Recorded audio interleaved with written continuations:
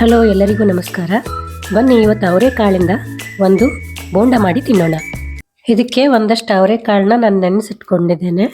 ರಾತ್ರಿನೇ ನೆನೆಸಿದ್ದೆ, ನಾನೀಗ ಬೆಳಗ್ಗೆ ಮಾಡ್ತಾ ಇದ್ದೇನೆ. ಮತ್ತು ಒಂಚೂರು ನೆನೆಸಿಟ್ಟಿರುವ ಹೆಸರುಬೇಳೆ, ಸ್ವಲ್ಪನೇ, ಈಗ ಅಷ್ಟೊಂದು ರೇಷಿಯೋ ಅಂತ ಏನಿಲ್ಲ ಇದರಲ್ಲಿ. ನಿಮ್ಮ ಪ್ರಮಾಣ ನೀವು ಹಾಕ್ಕೊಳ್ಳಿ.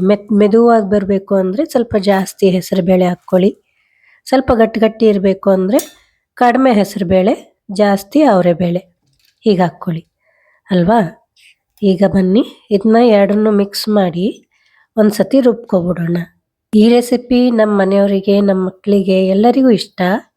ಮತ್ತು ಪ್ಲಸ್ ಇದು ಫ್ರೈಡ್ ಆದರೂ ಕೂಡ ಹೆಲ್ದಿಯಾಗಿರುತ್ತಲ್ಲ, ಪ್ರೋಟೀನು.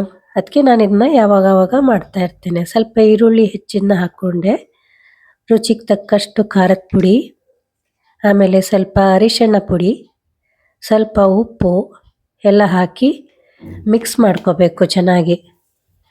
ಉಪ್ಪು ಎಷ್ಟು ಬೇಕೋ ಅಷ್ಟು ಹಾಕ್ಕೊಳ್ಳಿ, ಸ್ವಲ್ಪ ಜಾಸ್ತಿನೇ ಹಿಡಿಯುತ್ತೆ ಇದಕ್ಕೆ, ಯಾಕೆಂದರೆ ಬೇಳೆ ಅಲ್ವಾ, ಕಾಳು ಬೇಳೆ, ಅದಕ್ಕೆ ಸ್ವಲ್ಪ ಜಾಸ್ತಿ ಬೇಕು. ಇದು ಜೀರಿಗೆ ಪುಡಿ, ಆಮೇಲೆ ಸ್ವಲ್ಪ ಕೊತ್ತಂಬರಿ ಪುಡಿನೂ ಸ್ವಲ್ಪ ಒಂದು ಚಮಚದಷ್ಟು. ಇದೆಲ್ಲ ನಿಮಗೆ ಎಷ್ಟು ಬೇಕೋ ಅಷ್ಟು ರುಚಿಗೆ ಅಷ್ಟೇ ಹಾಕ್ಕೋಬೇಕು ಅಲ್ವಾ. ಇದನ್ನೆಲ್ಲ ಹಾಕಿ ನಾನೀಗ ಕಲಿಸ್ಕೊಳ್ತೇನೆ. ಕಲಿಸ್ಕೊಂಡಾಗ ಸ್ವಲ್ಪ ನೀರು ಬಿಡುತ್ತೆ ಅದು. ಹೀಗೆ ಉಪ್ಪು ಮಸಾಲೆ ಎಲ್ಲ ಸೇರಿ ಈರುಳ್ಳಿ ಎಲ್ಲ ಹಾಕಿದಾಗ ಸ್ವಲ್ಪ ನೀರು ಬಿಟ್ಕೊಳ್ಳುತ್ತೆ. ಆವಾಗ ಸ್ವಲ್ಪ ಇದು ನೋಡಿ ಬಾಡಬೇಕಾಗಿದೆ ಕರಿಬೇವಿನ ಸೊಪ್ಪು, ಅದನ್ನು ಹಿಂಗೆ ನುರಿದು ಹಾಕ್ತಾ ಇದ್ದೇನೆ ನಾನು. ಆಮೇಲೆ ಸ್ವಲ್ಪ ಕೊತ್ತಂಬರಿ ಸೊಪ್ಪು, ಇದೂ ಬಾಡೋಗಿದೆ, ಎಲ್ಲರ ಮನೇಲೂ ಹಾಗೆ ಆಗುತ್ತೆ ಅಲ್ವಾ. ಇದನ್ನು ಸ್ವಲ್ಪ ಕಟ್ ಮಾಡಿ ನಾನು ಹಾಕ್ಕೊಳ್ತಾ ಇದ್ದೇನೆ ಇದಕ್ಕೆ. ಈಗ ಸ್ವಲ್ಪ ಎಲ್ಲದು ಮಿಕ್ಸ್ ಮಾಡಿದ ನಂತರ ನೀರು ಬಿಡುತ್ತಲ್ಲ, ಆ ಟೈಮಲ್ಲಿ ಸ್ವಲ್ಪ ಅಕ್ಕಿ ಹಿಟ್ಟು ಹಾಕ್ಕೋಬೇಕು. ಅಕ್ಕಿ ಹಿಟ್ಟು ಎಷ್ಟು ಹಾಕ್ಕೋಬೇಕು ಅಂದರೆ ಆ ನೀರಷ್ಟು ಎಬ್ಸಾರ್ಬ್ ಆಗುವಷ್ಟು ಹಾಕ್ಕೋಬೇಕು, ಅದೇ ಪ್ರಮಾಣ ಅದರದ್ದು.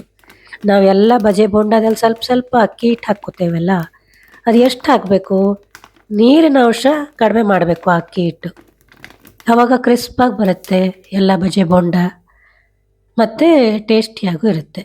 ನಾನು ಎಷ್ಟು ಹಾಕ್ಕೊಂಡಿದ್ದೇನೆ ಈಗ ನೋಡಿ. ಇಲ್ಲಿ ಒಂದು ಬಾಣಲೆಯಲ್ಲಿ ಎಣ್ಣೆ ಕೂಡ ಇಟ್ಕೊಂಡಿದ್ದೇನೆ, ಬಿಸಿಯಾಗಿದೆ.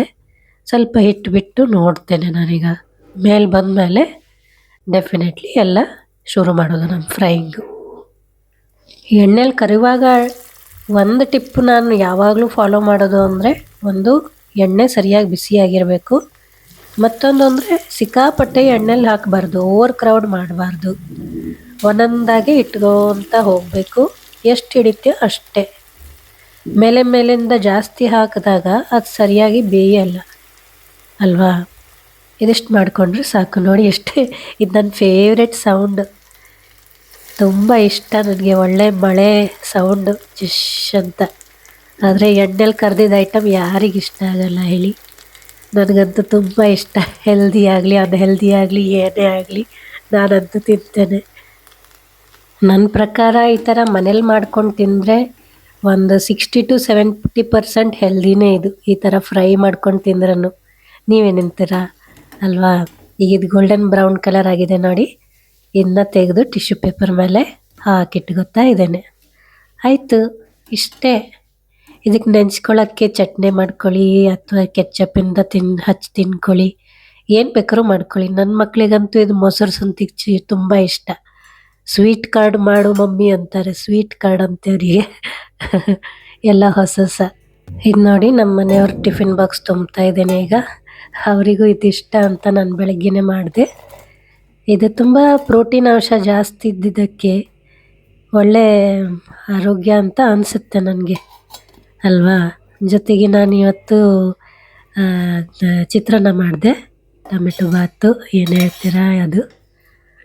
ಇದೆಲ್ಲ ಪ್ಯಾಕ್ ಮಾಡೋದೇ ಒಂದು ದೊಡ್ಡ ಕೆಲಸ. ಪ್ಯಾಕ್ ಮಾಡಿ ಬಿಸಿಯಾದಿರುತ್ತೆ. ಈ ಥರ ನೀವು ಇದನ್ನ ಯೂಸ್ ಮಾಡ್ತೀರೋ ಇಲ್ವೋ ಗೊತ್ತಿಲ್ಲ. ಇದು ವ್ಯಾಕ್ಯೂಮ್ ಫ್ಲಾಸ್ಕು ಟಿಫಿನ್ ಬಾಕ್ಸಿಗೆ. ಇದರಲ್ಲಿ ಬಿಸಿಯಾಗೇ ಇರುತ್ತೆ, ಆಲ್ಮೋಸ್ಟ್ ಒಂದು 7-8 ಗಂಟೆ ತನಕ ಬಿಸಿಯಾಗಿರುತ್ತೆ. ಆ ಥರ ಟಿಫಿನ್ ಬಾಕ್ಸ್ ಇದು. ಐ ಥಿಂಕ್ ಎಲ್ಲರೂ ಯೂಸ್ ಮಾಡ್ತಾರೆ ಇವಾಗ ಅಲ್ವಾ. ಇದು ಸೈಡಿಗೆ ಅವರಿಗೆ ಈ ಥರದ್ದೆಲ್ಲ ಇಷ್ಟ. ಸೈಡಿಗೆ ಸ್ವಲ್ಪ ಮೊಸರು ಹಾಕ್ತೇನೆ ನಾನು, ಯಾವಾಗಲೂ ಸ್ವಲ್ಪ ಮೊಸರು ಇದ್ದೇ ಇರುತ್ತೆ. ನೀವು ಯಾವ ಥರ ಟಿಫಿನ್ ಎಲ್ಲ ಪ್ಯಾಕ್ ಮಾಡ್ಕೋತೀರಾ ಸ್ವಲ್ಪ ಕಮೆಂಟಲ್ಲಿ ಶೇರ್ ಮಾಡಿ ಆಯಿತಾ. ಪ್ಲಸ್ ಇದು ಸ್ವಲ್ಪ ಚಟ್ನಿ ಮಾಡಿದ್ದೆ ನಾನು, ಕೊತ್ತಂಬರಿ ಸೊಪ್ಪು ಕಾಯಿ ಹಾಕಿ ನಾರ್ಮಲ್ ಚಟ್ನಿ. ಇನ್ನು ಒಂದು 2-3 ಚಮಚ ಹಾಕೋಣ, 3 ಅಲ್ಲ 4 ಚಮಚ ಹಾಕೋಣ. ಎಲ್ಲ ನಮ್ಮದೆಲ್ಲ ಸೂಪರ್ಸ್ಟಿಷಿಯಸ್ ಎಲ್ಲ 3 ಹಾಕಬಾರ್ದು 4 ಹಾಕಬೇಕು ಅಂತ ಹಾಗೆ. ಸೊ ಇವಾಗ ಲಂಚ್ ಬಾಕ್ಸ್ ಎಲ್ಲ ಫುಲ್ ಪ್ಯಾಕ್ ಆಯಿತು, ಬ್ಯಾಗಲ್ಲಿ ಹಾಕೋದೆ ಬಾಕಿ. ಬೆಳಗ್ಗಿನ ಕೆಲಸ ಅಂದರೆ ಹೀಗೇನೆ, ಚಿಕ್ಕ ಕೆಲಸ.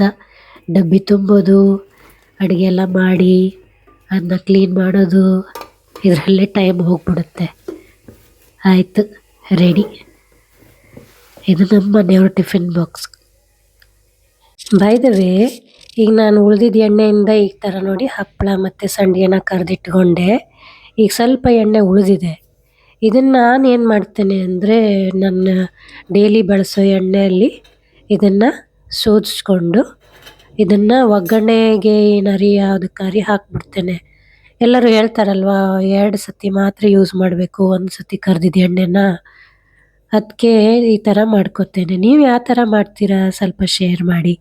ಯೂಸ್ಡ್ ಎಣ್ಣೆನ, ಬಳಸಿರೋ ಎಣ್ಣೆನ ಯಾವ ಥರ ಉಪಯೋಗಿಸ್ತೀರಾ ನೀವು? ದೇವರಿಗೆ ಹಾಕೋಕ್ಕೆ ದೀಪಕ್ಕೆ ಹಚ್ತೀರಾ, ಅಥವಾ ಈ ಥರ ಅರಿಸಿಯನ್ನು ಯೂಸ್ ಮಾಡ್ತೀರಾ, ಅಥವಾ ಸುಮ್ಮನೆ ಬಿಸಾಕ್ತೀರಾ, ಏನು ಮಾಡ್ತೀರಾ ನೀವು?